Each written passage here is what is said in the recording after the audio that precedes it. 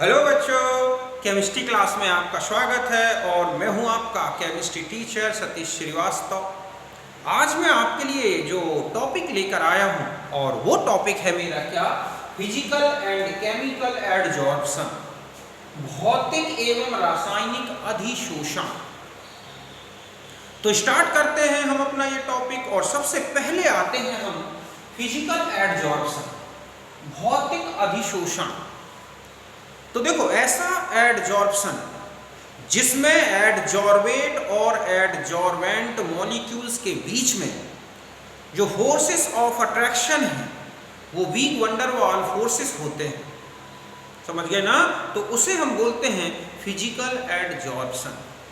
ऐसा एडजॉर्प्शन जिसमें एडजॉर्बेंट और एडजॉर्बेट मॉलिक्यूल्स के बीच में weak van der Waals forces of attraction होते हैं, उसे हम बोलते हैं फिजिकल एडजॉर्प्शन। समझ गए बच्चों। ऐसा अधिशोषण जिसमें अधिशोषक और अधिशोष्य अणुओं के बीच में दुर्बल वांडर वाल आकर्षण बल होते हैं, उसे बोलते हैं भौतिक अधिशोषण। मतलब मैंने यही लिखा है कि the adsorption in which forces of attraction between adsorbate and adsorbent particles मतलब मॉलिक्यूल्स और van der Waals forces is called, ठीक है, फिजिकल एडजॉर्प्शन। वह है अधिशोषण जिसमें अधिशोष्य और अधिशोषक अणुओं के मध्य, ठीक है, अणुओं के मध्य आकर्षण बल वांडर वाल्स बल होते हैं, भौतिक अधिशोषण कहलाता है। जैसे adsorption of gases on activated charcoal, चाहे वो डेबार चारकोल मेथड देख लो या किसी भी चारकोल पर, एक्टिवेटेड चारकोल पर गैसेस का एडजॉर्प्शन होता है तो वो एक फिजिकल एडजॉर्प्शन है।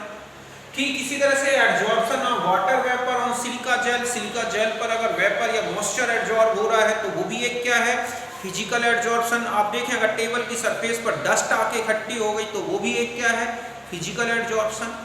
ये बोर्ड में जो ये लिखा है आप देख रहे हैं कि ये जो लेटर्स लिखे हैं ये भी एक क्या है, फिजिकल एडजॉर्प्शन। फिजिकल एडजॉर्प्शन में जो फोर्सेस ऑफ अट्रैक्शन है पार्टिकल्स के बीच में वो बहुत ही वीक होते हैं, उन्हें आसानी से क्या कर सकते हैं, हम हटा सकते हैं। इसलिए ये जो है एक नॉर्मल टेम्परेचर और लो टेम्परेचर पर ही चलता है आसानी से। तो ये लिखें आप इसका डेफिनेशन, ठीक है।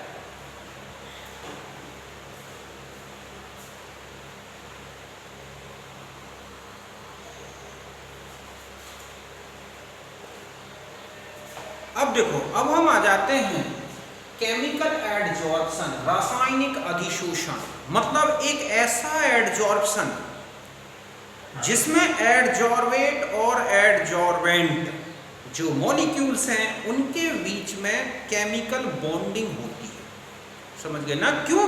क्योंकि इनके बीच में केमिकल रिएक्शन हो जाती है। मतलब ऐसा एडजॉर्प्शन जिसमें एडजॉर्बेट और एडजॉर्बेंट इनके बीच में केमिकल बॉन्ड्स पाए जाते हैं, चाहे वो कोवेलेंट बॉन्ड हो, आयनिक बॉन्ड हो या फिर कोऑर्डिनेशन बॉन्ड हो।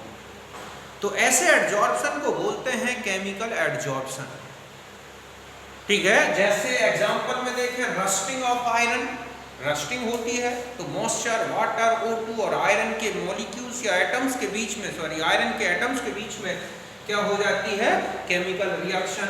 एडजॉर्प्शन ऑफ हाइड्रोजन और निकल प्लेटिनम मेटल सरफेस, निकल और प्लेटिनम की सरफेस पर अगर हाइड्रोजन का एडजॉर्प्शन होता है तो पहले तो वो फिजिकल एडजॉर्प्शन होता है, उसमें वीक वंडर वाल फोर्सेस द्वारा हाइड्रोजन पहले सरफेस पर जुड़ती है, थोड़ी देर में इतनी एनर्जी निकलती है कि वो हाइड्रोजन मॉलिक्यूल एटॉमिक फॉर्म में आ जाता है और फिर उसका क्या हो जाता है, केमिकल एडजॉर्प्शन। ऐसे ही नाइट्रोजन है, आयरन की सरफेस पर पहले लो टेम्परेचर पर क्या करती है, फिजिकल एडजॉर्प्शन शो करती है और कुछ देर बाद फिर वो क्या हो जाता है, केमिकल एडजॉर्प्शन हो जाता है उसका, जरा सा टेम्परेचर इंक्रीज कर दे। तो इस तरह से इसी प्रकार एडजॉर्प्शन ऑफ, ठीक है, water vapour on CaCl2 surface, CaCl2 और H2O मिलकर CaCl2 × 2H2O इस तरह से बना देते हैं। तो इस तरह का अधिशोषण बच्चों जिसमें अधिशोष्य और अधिशोषक अणुओं के बीच में रासायनिक बंध बन जाते हैं तो उसे हम बोलते हैं क्या, रासायनिक अधिशोषण। जबकि जब इन दोनों के बीच में एडजॉर्बेट और एडजॉर्बेंट के बीच में वीक वंडर वाल्स फोर्सेस होते हैं तब उसे बोलते हैं फिजिकल एडजॉर्बर। तो आप इसे नोट करें। ये जो लिखा है ये मैंने वही लिखा है कि डाइहाइड्रोजन निकल सरफेस पर पहले वंडर वाल्स फोर्सेस द्वारा, ठीक है, एडजॉर्ब होती है, कुछ समय बाद वो एटॉमिक फॉर्म में डिसोसिएटेड हो जाती है और क्या हो जाता है, केमिकल एडजॉर्प्शन। तो आप इसे नोट करें।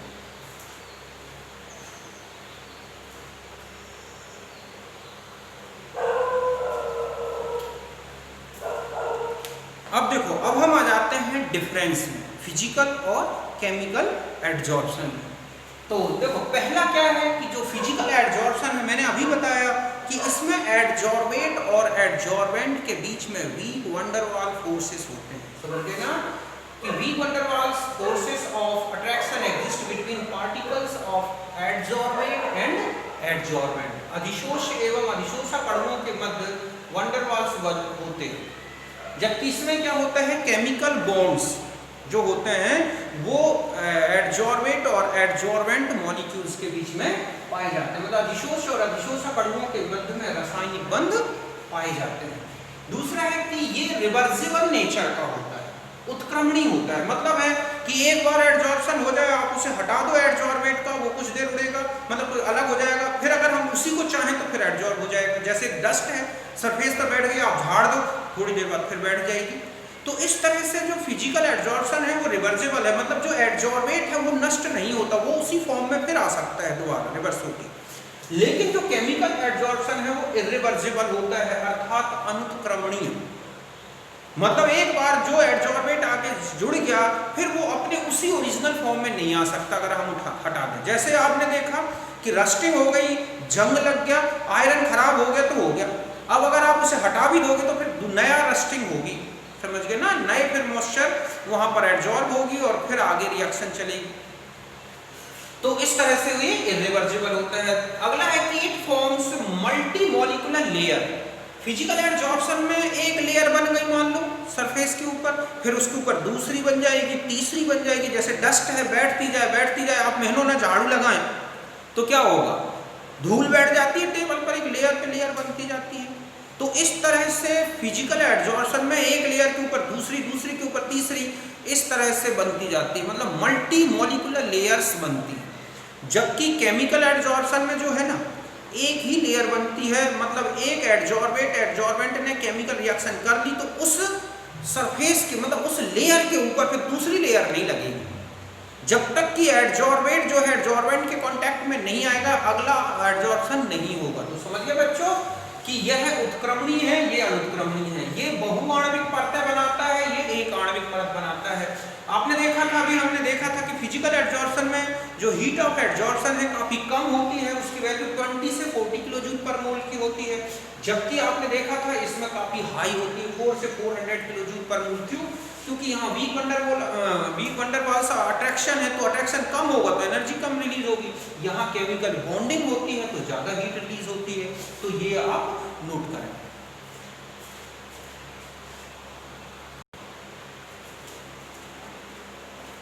देखो नेक्स्ट जो है डिफरेंस कि जो फिजिकल एडजॉर्प्शन है ये स्पेसिफिक नहीं होता। मतलब है कि एडजॉर्बेट और एडजॉर्बेंट का एक दूसरे से कोई विशेष रिलेशन नहीं होता। किसी की भी सरफेस पर एडजॉर्प्शन हो सकता है फिजिकल एडजॉर्प्शन। मतलब जैसे टेबल की सरफेस है तो रेत भी आके बैठ सकती है, पानी में डाल दें तो चिपक जाएगा, आप कुछ लिख दें, पेंटिंग कर दें तो भी हो जाएगा। तो मतलब ये स्पेसिफिक नहीं है।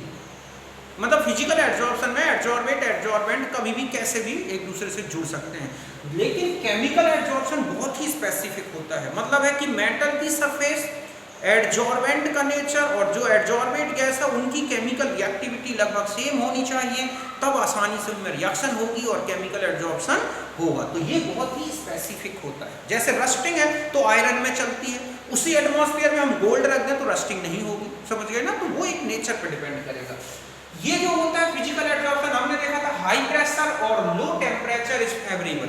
मतलब ये हाई प्रेशर इसलिए ताकि ज्यादा मॉलिक्यूल टकराएंगे, लो टेम्परेचर ताकि उनके weak van der Waals force weak ना पड़ जाए और ज्यादा टेम्परेचर ज्यादा होगा तो फोर्स टूट जाएंगे, ब्रेक हो जाएंगे। तो लो टेम्परेचर पर ज्यादा फेवरेबल होता है। जबकि इसके लिए दोनों हाई चाहिए, प्रेशर भी और टेम्परेचर, क्योंकि ये एक रिएक्शन है, ज़्यादा मॉलिक्यूल टकराएं, आप टेम्परेचर बढ़ाओगे तो मॉलिक्यूल एक्टिवेटेड होंगे और उनमें रिएक्शन शुरू हो जाएगी और केमिकल एब्जॉर्प्शन ज़्यादा होगा। तो ये दोनों ही उच्च ताप और दाब दोनों उपयुक्त होते हैं, जबकि उच्च दाब और निम्न ताप उपयुक्त होता है।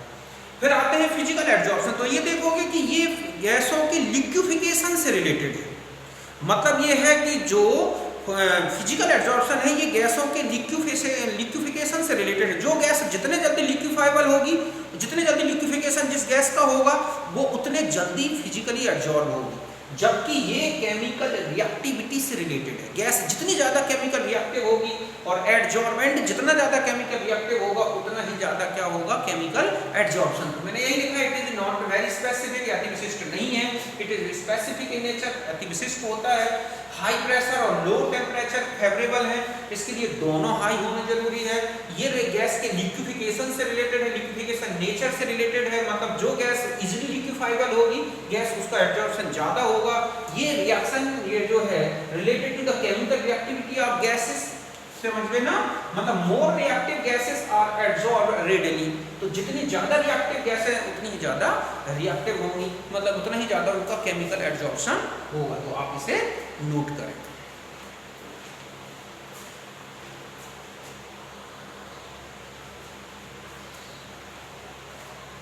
अब देखो मैं थोड़ा सा सिंपल ट्रिक बता रहा हूं ताकि आपको कुछ तो इंपॉर्टेंट, लगभग 5-6 तक तो आप बहुत इजी ढंग से याद रख सकते हैं। तो इस ट्रिक को फिजिकल एब्जॉर्प्शन में अप्लाई करोगे, उसका उल्टा केमिकल में कर दो। देखो कैसे, अब रामू हम पर विश्वास नहीं करता। तो देखो अब का मतलब आणविक बल, मॉलिक्यूलर फोर्सेस, मतलब अब से आप हिंदी में याद रखना है आणविक बल जिसको बोलते हैं मॉलिक्यूलर फोर्सेस। तो जो फिजिकल एब्जॉर्प्शन है उसमें मॉलिक्यूलर फोर्सेस होते हैं।